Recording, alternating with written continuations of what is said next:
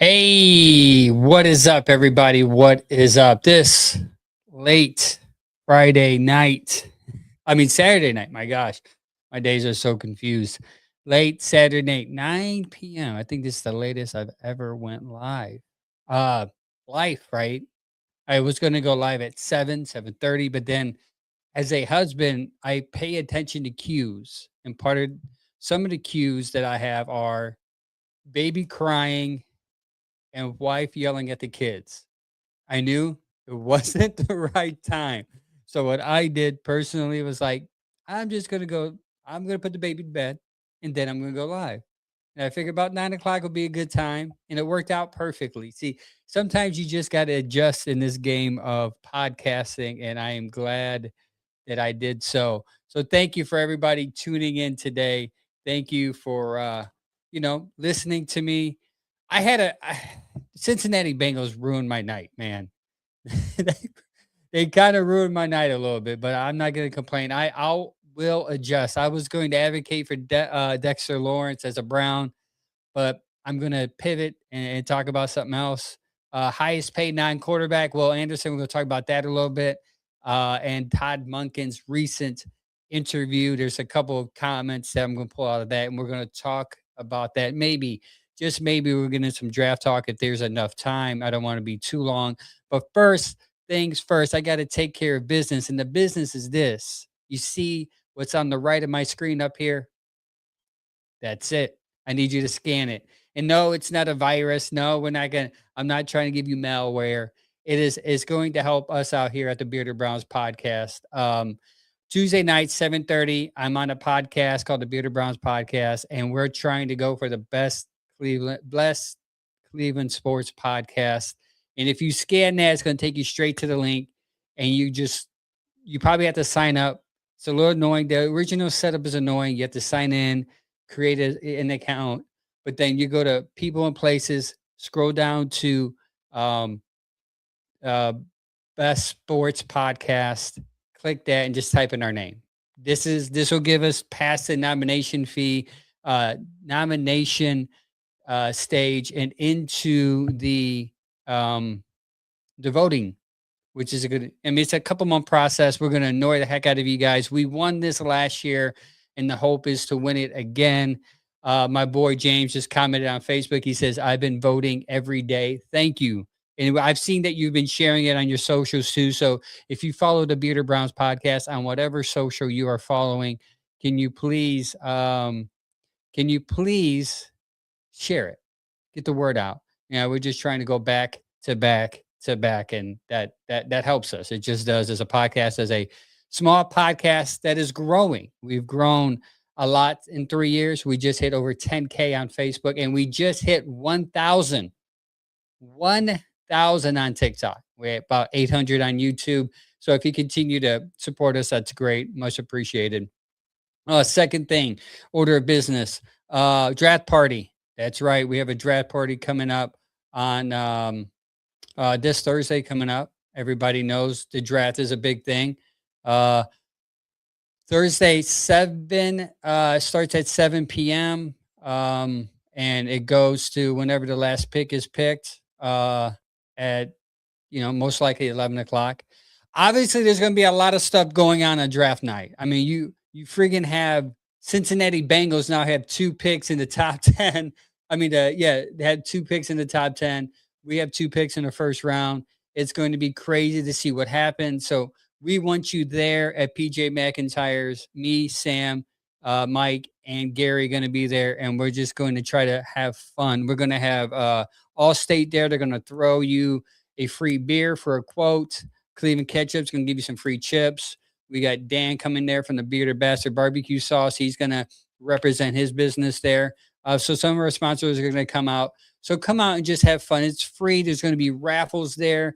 It's going to be a fun event. What's up, Gregory? Thank you for the comment on YouTube. Much appreciated.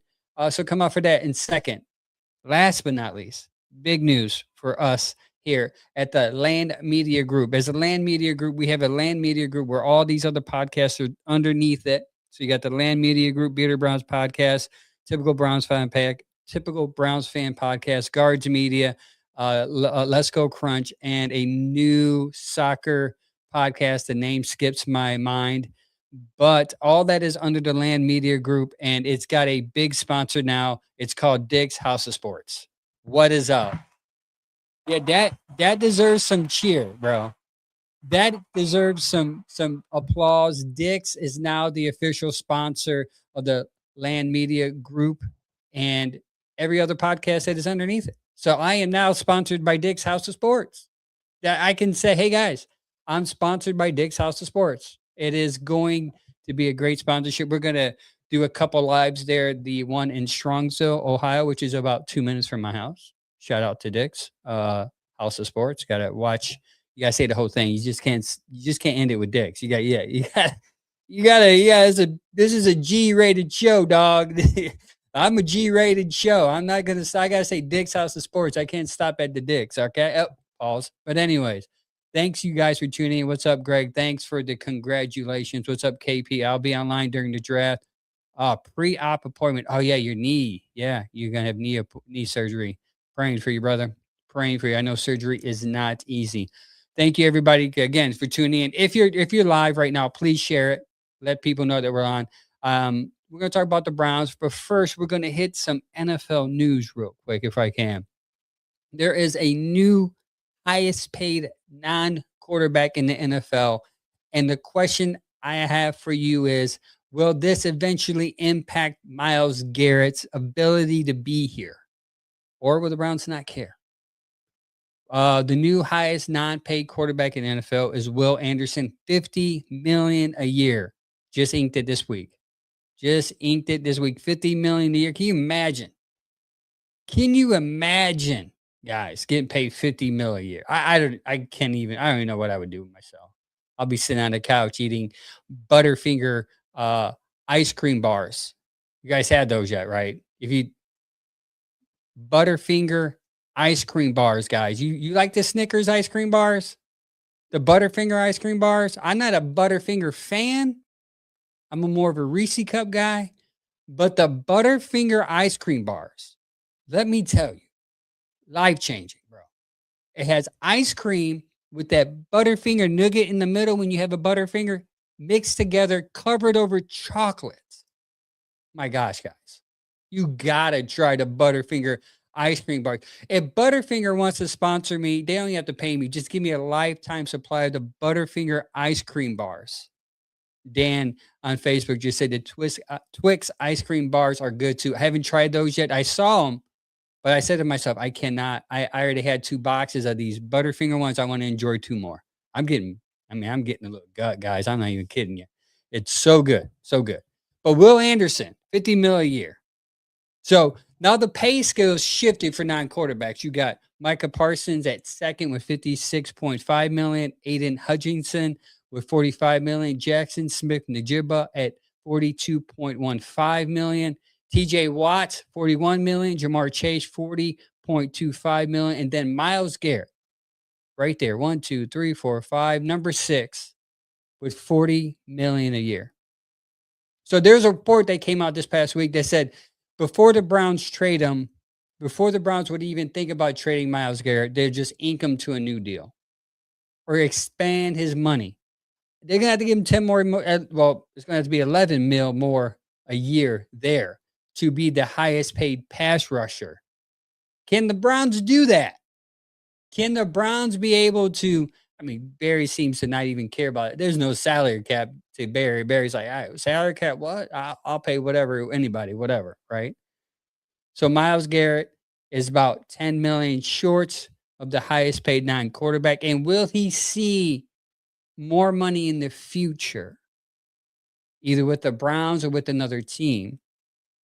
Which is very interesting to see that a third pass rusher has passed him since I think he was like the highest paid non-quarterback for like 2 minutes.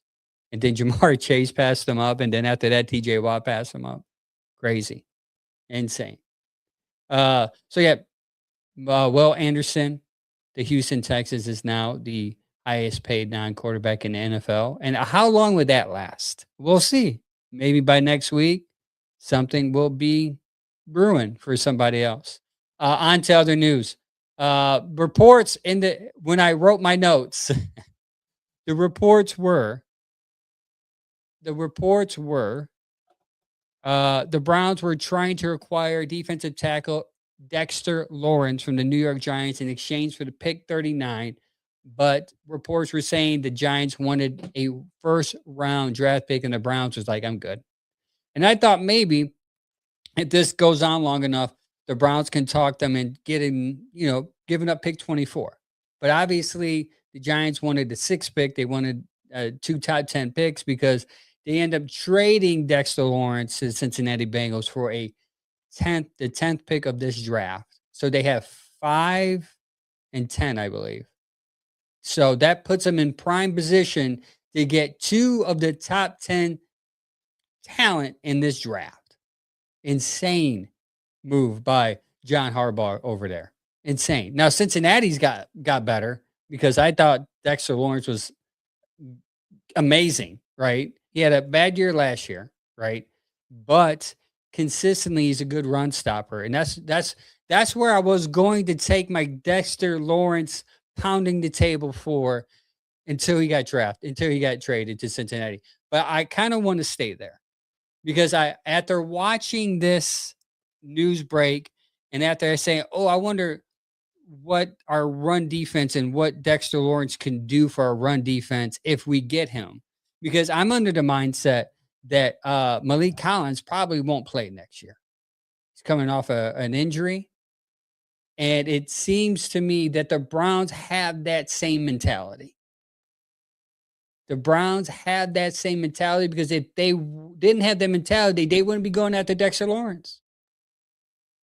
When I posted on Facebook that a lot of the Browns are going after Dexter Lawrence, a lot of people refer to a name that the Browns have that is a young talent.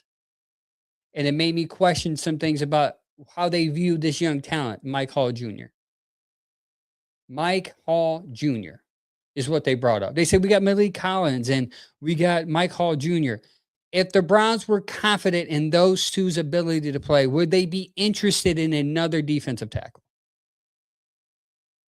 In Dexter Lawrence, which would be an upgrade to Mike Hall Jr. He can still learn, he can still play. Now, a lot of people don't remember last year, he tweeted out something about going to the Dallas Cowboys because there was some things going on with him behind the scenes. And the Browns have kept it very quiet when there's some drama going on in the locker room lately.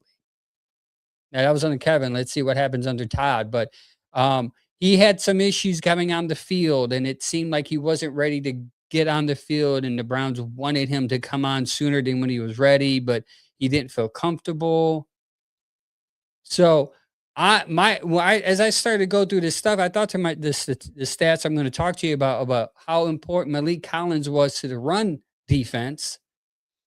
I thought to myself, do the Browns value Mike Hall Jr. as much as us fans do? And does that mean if they're willing to give up pick 39 for a defensive tackle, will the Browns draft a defensive tackle at 39? I know a lot of our mocks, we have Browns picking offense for like the first 3 rounds. And I kind of want to put a pause on that because I personally think there's going to be more of a defensive push for either pick 24 or pick 39 than we think. We need a safety and we need a corner. Denzel Ward's at the last year of his deal. Now they may extend him, but as of right now, we got to act like, hey, he's last year of his deal. So is Grant Delpit. They need young talent to replace them. Insane to think that, but I come to the realization that the Browns drafting a receiver at 24 and drafting another offensive talent at 39 it's not going to happen. The Browns are either going to get the best defensive person available at 24 or the best offensive player available at 24, whether that's a lineman or a receiver, whoever they pick at number 6, if it's a receiver or offensive lineman, I think they're going to go offensive lineman at 24 and then defense at 39. But here's the thing about safety though. There's 3 top safety. After that, the drop off is deep. So you might want to keep an eye on that safety position because after those 3 go, you might as well just wait until round 4 or round 3 to even think about pulling the trigger on a safety. But there's some corners that you can get with pick 39 that can fill in that nickel, and if you need to transition them outside in case Ward is hurt, I think the transition will work out well. But where I wanna focus on is the importance of Malik Collins and how a lot of us got lost in, him going down. We forgot how important he was. I did. At least maybe I'm blaming you for the way I think. I forgot the term, but, uh, I forgot how good Malik Collins was on this defense when it came to the run game. Obviously, the pass game too, because he was at one point second in sacks behind Myles Garrett. But Malik Collins, before his injury, had 6.5 sacks, 12 quarterback hits, 7 tackles for loss in just 12 games. Just 12 games, he had 6 sacks, 12 quarterback hits. That's 1 a game, 7 tackles for loss in 12 games. Pass rush, he earned 87.2 on PFF as a pass rush grade, ranking him 3rd amongst interior defensive linemen. His ability to generate interior pressure meant the offensive line couldn't consistently double team Myles Garrett. Now, here's a stat that's interesting that I found.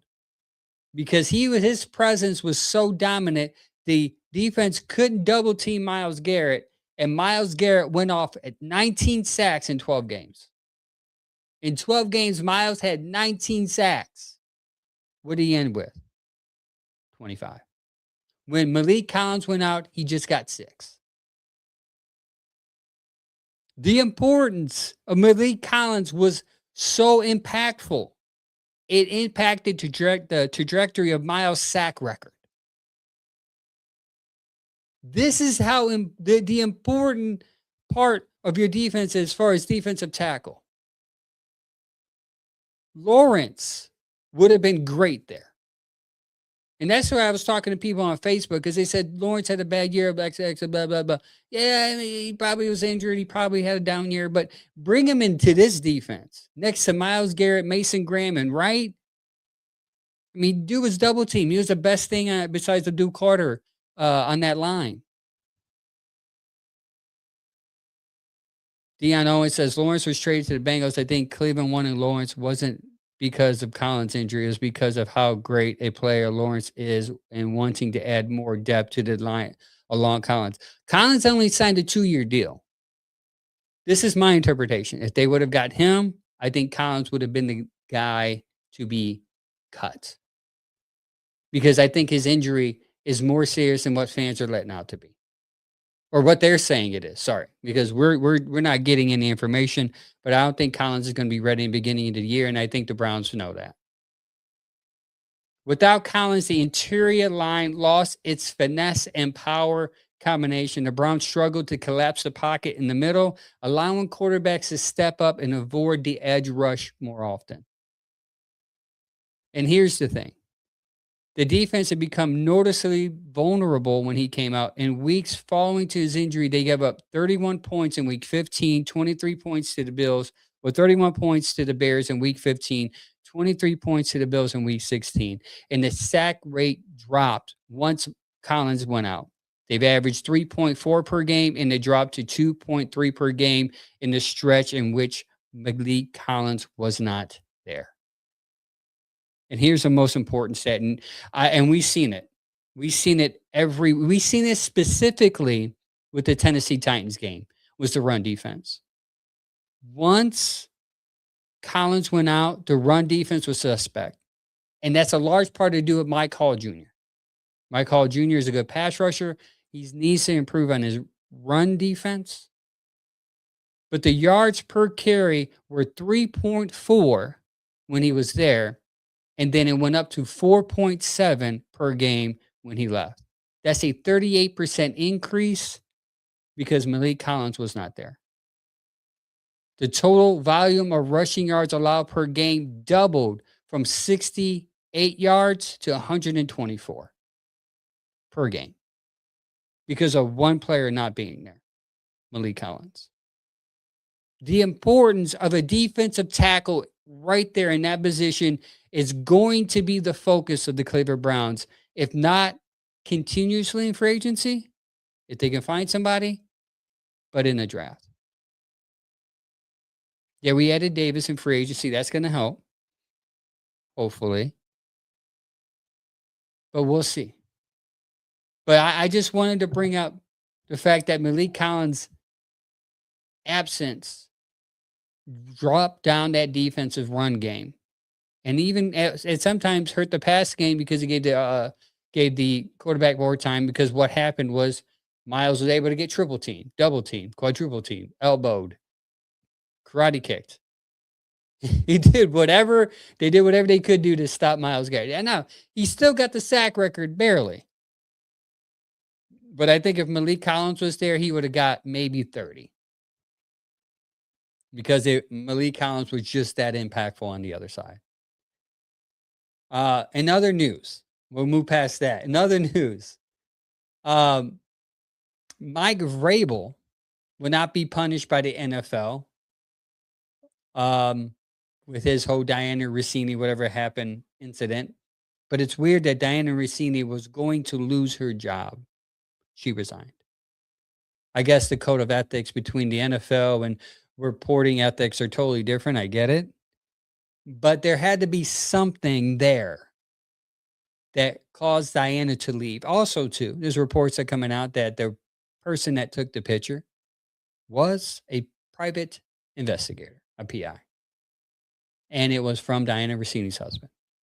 So if Diana Rossini's husband had some feelings going on to the point where he had her followed, it's a lot deeper than what it is. And those pictures are a lot more to it than what it is. I'm just saying, last time I was on the show on Tuesday, I said, if my wife caught me even crossing fingers with a woman, I would not be here today. True, Greg, her contract was up in June anyway, so they probably wouldn't have signed her back. But still, though, the message is the message. Sam says, I really thought Vrabel was going to get suspended for at least a couple games. I thought maybe they would get punished, like get a draft pick taken away or fine. But it's the Patriots, man. Now, if this was the Browns, if you had Kevin crossing fingers or toes with another woman at a pool at a private resort by themselves, and the league caught wind of it, what would have happened if it was the Browns, man? Like, we probably would have lost like 3 first-round draft picks all over again. We would have been punished severely because it's the Browns. But because it's the Patriots, they just coming off a Super Bowl appearance. We can't do anything to them. They're our favorite children, their favorite child. We can't do anything. There's something there. Now, will we see the end result? Probably not, because she resigned. Unless something comes out with the husband leaking something, then we'll see. But there's something more to it. And I know a lot of people are like, they're consenting adults. They can do whatever they want. But morally obligated to be unbiased as a reporter means something.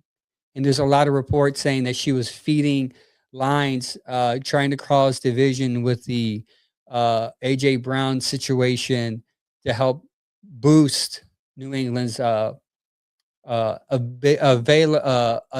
ability to get him by, throwing dirt on his name so no other team wants him, but the Patriots can focus on getting him.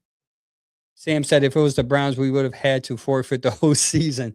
You're right. There's like the Browns are going to vacate 17 losses. They're going to go 0-17, and they're just not going to play. Everyone's going to get an extra. Everyone's just going to get a win. So that's just my take on the whole Diana Rossini and Mike Vrabel thing. I just think it's odd that that certain teams get away with certain things, man. And the Browns, we're just here and we get punished every day for something. Like, it's just the weirdest dynamic I've ever seen as a Browns fan. It's unfair, but it's one of those things like we need to win. Like Monken said that we need to win to change the perception of Cleveland. And I hope that's where we're going with this, right? I hope that Monken can change the culture, can bring winning way to Cleveland to where the fans are excited, the media is being nice. I want to point something out too about the media. They're quick to dog on Cleveland. They say Cleveland is a horrible team. But I don't know if you guys noticed this last couple weeks. But Jarvis Landry, he had a podcast called Fourth and South. Like no one knew he had a podcast. I mean, at least I didn't. Until what happens? Until they start back talking the Browns, being back, doing the secrets of what happened in the locker room. Then they start to share that. And all of a sudden, the media wants to pick it up and be like, hey, look at what happened with the Browns when Jarvis was there. They're quick to poop on us, to pounce on the Browns. Whenever a player talks bad about whatever situation he went through as a Brown or as in the team, they run with it. And it brings them ratings. Why? Because there are Browns fans. More Browns fans out there than you think that love this team. And a lot of them probably keep quiet because they're embarrassed because we lose. But I promise you, if Todd Monken brings us a winner in 2 to 3 years, you're going to see some Browns fans coming out of the closet, taking off their Pittsburgh Steelers shirts or their Cincinnati Bengals hats and be like, yeah, I was always a Browns fan. I love the Browns. And those fans that are complaining about them moving from the lake to Brook Park, all of a sudden they're going to be season ticket holders again because we're winning. Winning changes the perception of everything on a football team. Fans who are down about them moving from 15 minutes down the road won't care because you're winning. They're not going to care about paying thousands of dollars for a PSL. Why? Because they're winning. Winning changes everything. I get complaints all the time whenever I post something about Facebook, on my Facebook about the Cleveland Browns, because we suck. And until we get better, then those comments are going to change. It's just the reality of it all. Speaking of winning and speaking of Todd Monken, let's get into that. Todd Monken's interview. If you have not heard that interview, if you have not heard the Todd Monken interview, I'm going to recommend you go. It's like 10, 15 minutes long. Go listen to the whole thing. And you'll start to see a totally different type of personality as a head coach. And you go, I was listening to it and I was like, I'm hype. I'm speaking in like emotions right now, obviously. But I thought to myself, man, we're going to win the Super Bowl. This guy's it. He's the chosen one. Because after hearing everything Todd Monken said, I'm like, finally, we have a coach that gets it. That gets it. First thing that he said that I loved, I think he said 3. How many do I have here? Yeah, 3 or 4 things that he said that I love. First thing he said, and I think it's one of everyone's favorite comments. Sam says, we start winning games and all the bull beep goes right out the window. I agree. Winning covers poop, right? The smell of poop. It's just winning, just like Febreze. Like some smells, Febreze. Oh, wow. I love being in this room full of poop, full of just maggots and flies. Smells good in here because we're winning, right? First thing Todd Monken said was, I despise poopy football. Absolutely despise that it doesn't look what you want it to look like. There's nothing worse than that because it's a reflection of you, meaning the coach. He is saying, if the team looks like crap, I look like crap.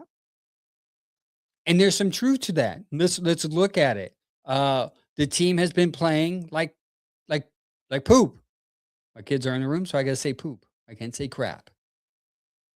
Because they're gonna tell their mom on me. And I get in trouble. I get in the doghouse. So they smell like crap, right? So there are a couple of things here that Todd Monken is referring to, as a Browns fan, you would know this. You watch this. The first thing that we saw since Kevin was here that gives us crappy football is the turnover epidemic. Is glaring. Turnovers glaring, right? 2023 leading the league with turnovers, even though we went 11-6 in 2023 and we had a playoff run. We had 23 interceptions and 14 lost fumbles. We forget about that. Why, Sam? Why, chat? We forget that we had 37 turnovers in 2023 because we were winning. That is proof how winning covers crap. You went 11-6 and you lost the ball, turned the ball over 37 times. And people always refer to 2023 and Joe Flacco and the playoff run. And I always say, well, the turnovers still suck. We still suck. We got lucky. We had lightning in a bottle. Somehow, some way, old man come off the couch and push us into the playoffs. 2024, it didn't get any better.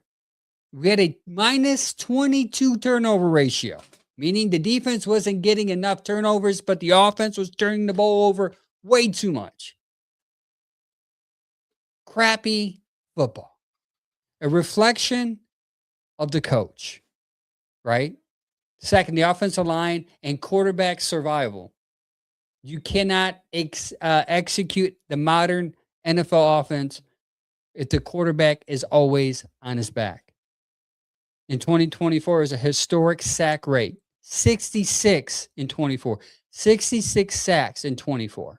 In 2024, 66 sacks. I'll say it again, 66.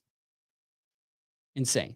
Watson struggled before stepping away. He absorbed 33 of those sacks while managing a painful 5.3 yards per attempt. He threw 5 touchdowns against those 33 sacks, which is the exact opposite of explosive lateral heavy playmaking Monken's trying to install now. Insane. Crappy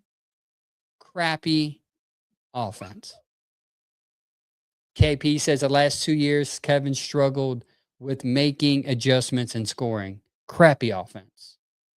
Greg says no quarterback is going to succeed being hit like that. Crappy offense. Sam says not making in-game adjustments on offense. Our coach giving up play calling for the last 2 seasons in a row. Crappy offense. Crap. That is what Tom Monken is talking about.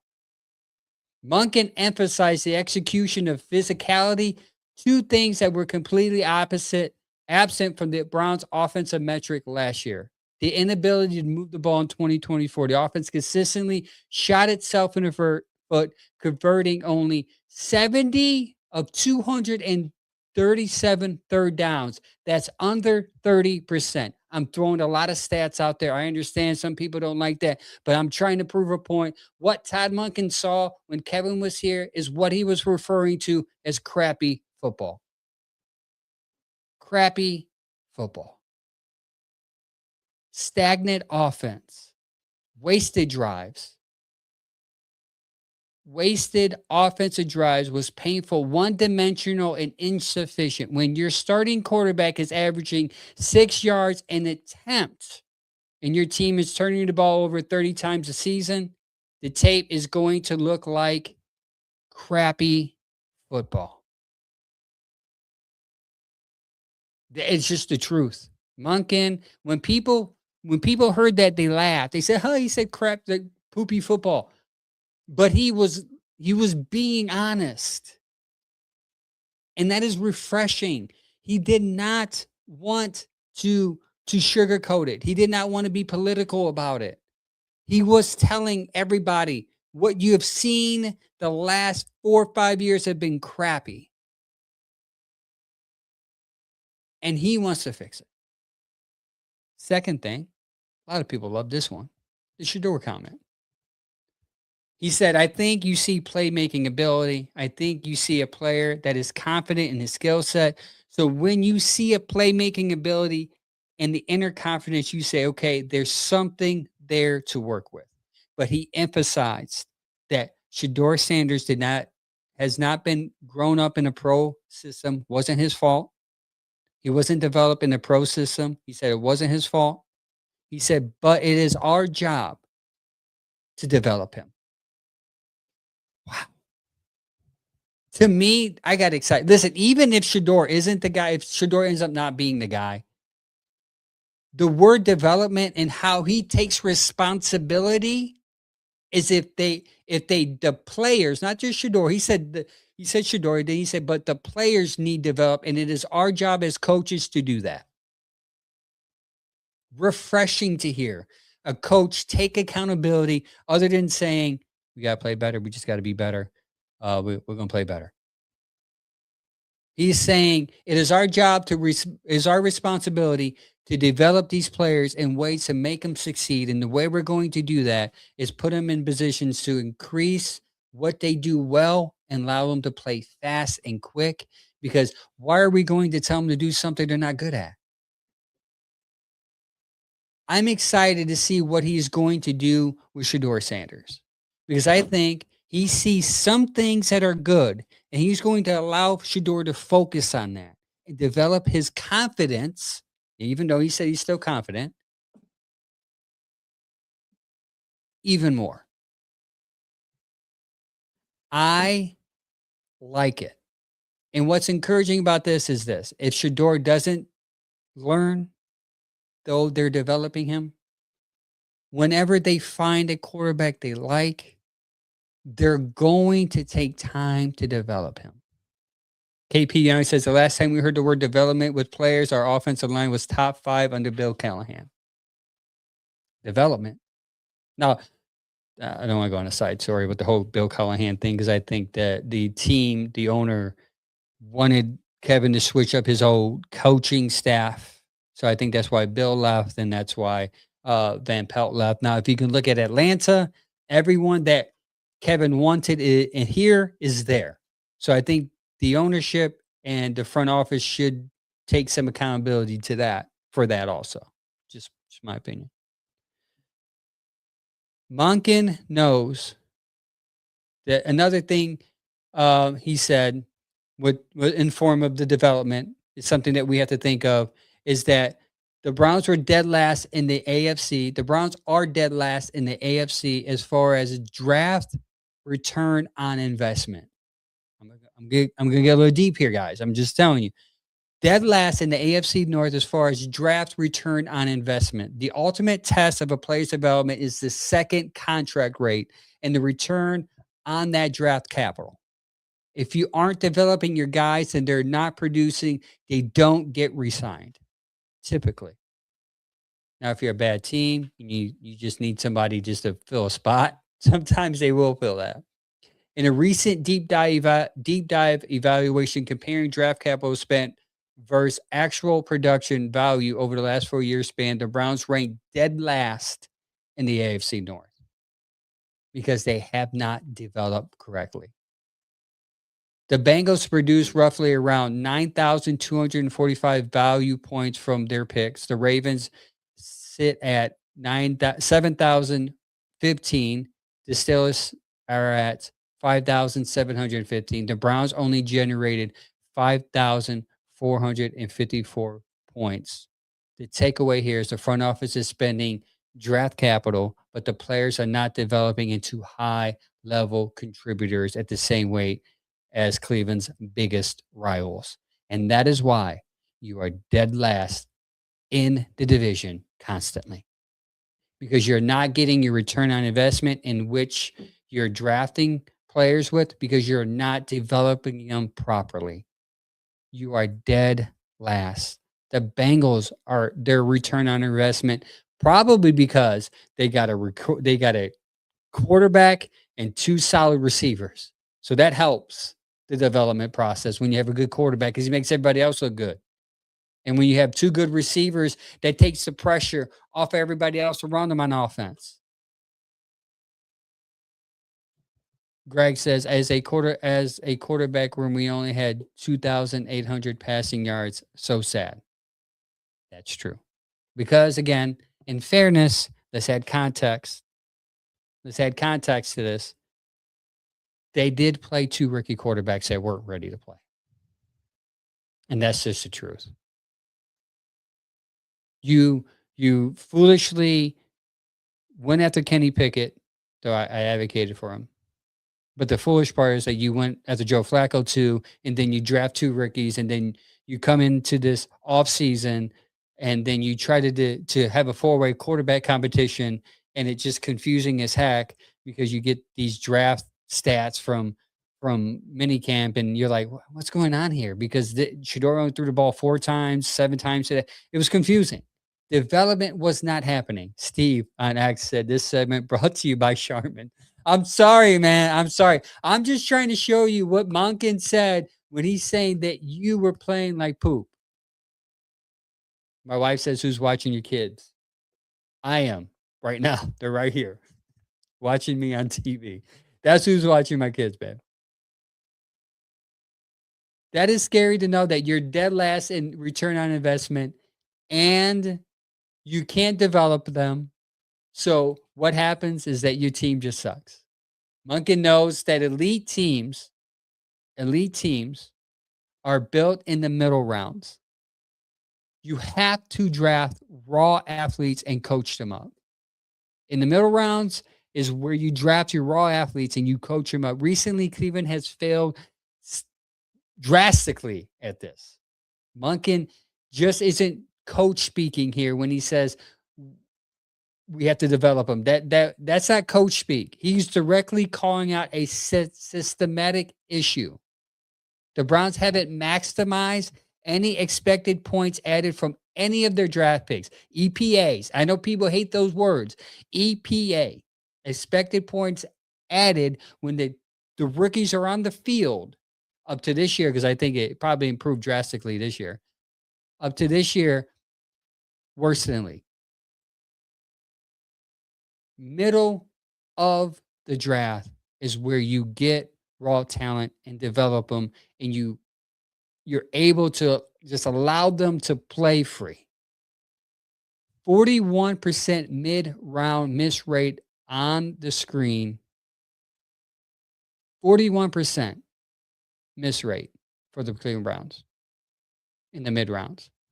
41% mid-round miss rate means you draft somebody, there's a 40% chance they're not going to get a second contract. That's why the development and the development that's why the developmental philosophy has to change. Has to. That is why personally I've been pounding the table for development of Shedeur Sanders. The whole, hey, let's accumulate draft picks and draft a quarterback next year.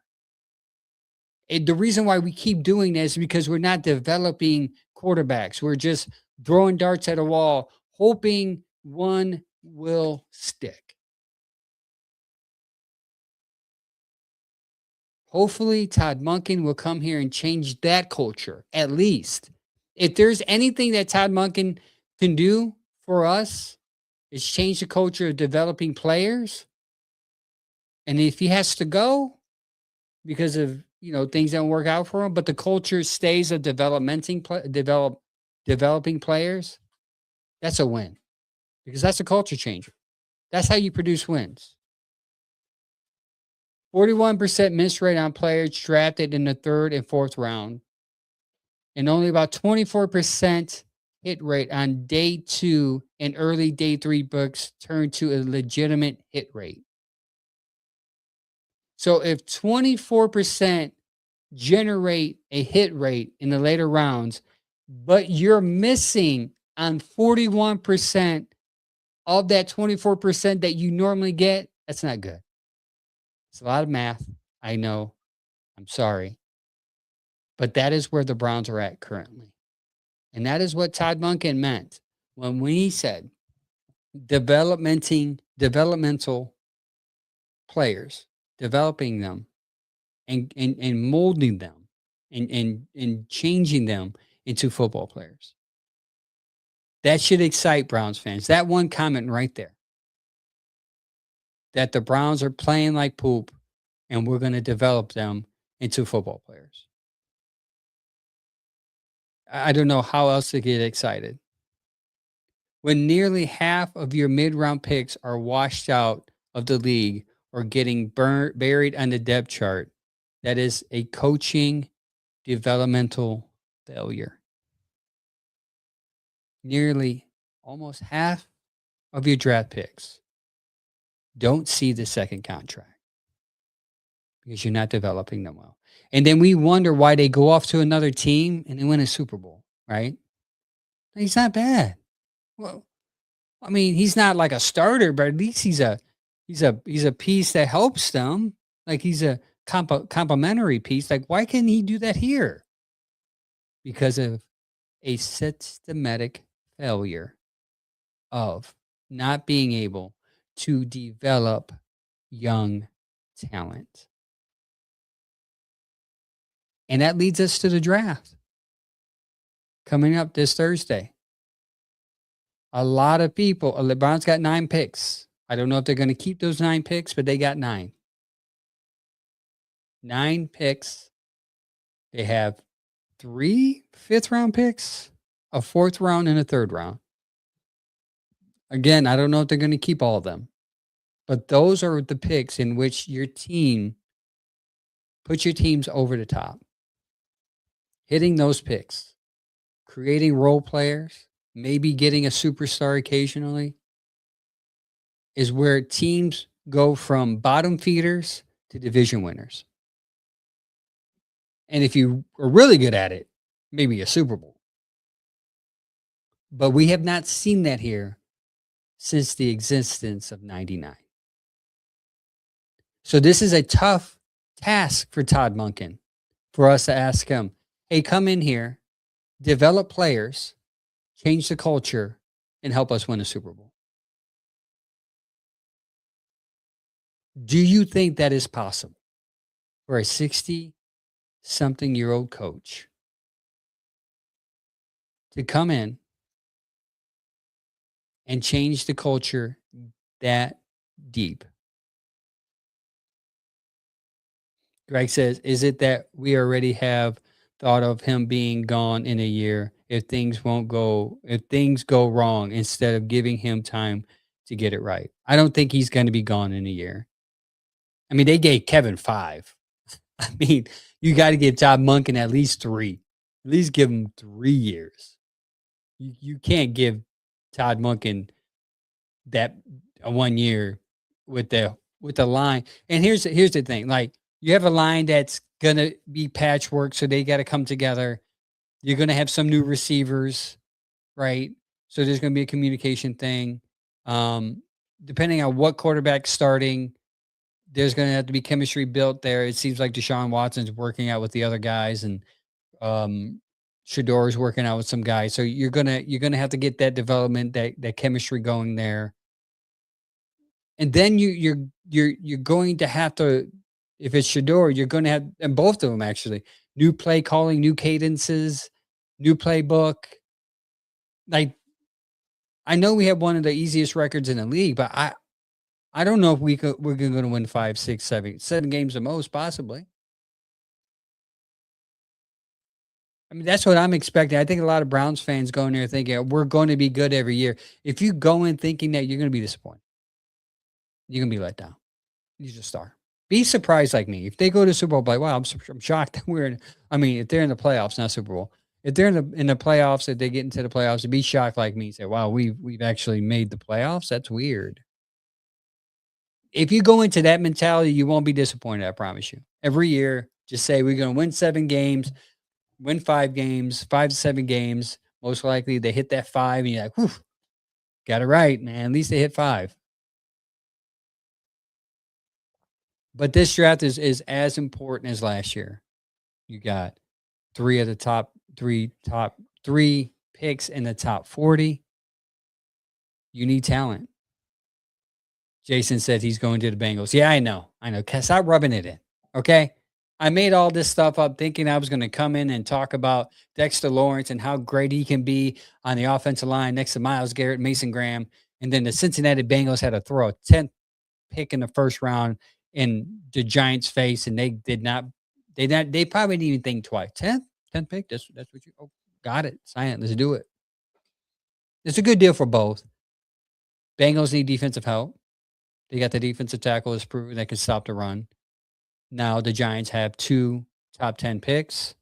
They can build probably their defense on. I think they're in play. I think definitely Caleb's and Caleb Downs is in play there for sure. I think and a receiver.